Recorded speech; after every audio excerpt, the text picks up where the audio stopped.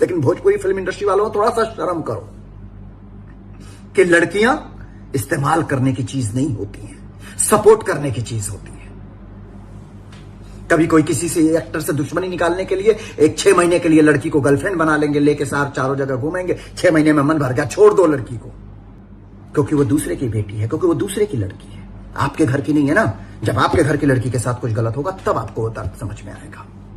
लोगों को पता है कि उस लड़की के साथ गलत हो रहा है, लोगों को पता है इस लड़की के साथ गलत हो रहा है, फलानी के साथ गलत हो रहा है, ढिमकानी के साथ गलत हो रहा है, लेकिन बोलेंगे नहीं। क्यों?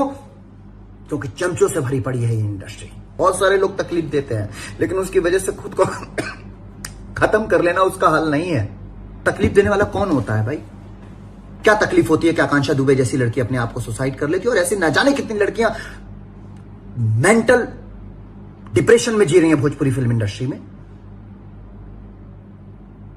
आओगे 6 महीने की दोस्ती करोगे, 1 साल की दोस्ती करोगे, लड़की के यूज किया, छोड़ दिया, क्या उसकी भावनाएं नहीं है?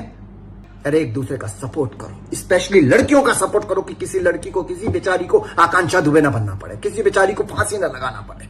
और लड़कियों में आप लोगों से भी कहता हूं, अगर आपके साथ गलत होता है तो आवाज उठाओ उसके खिलाफ, और जो लोग आपके साथ गलत करते हैं उनसे दूर हो जाओ।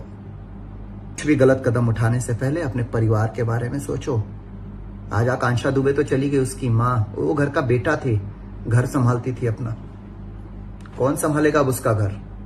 मैं कोशिश करूंगा बेटा कि सुख दुख में तुम्हारे परिवार के साथ खड़ा रहूं।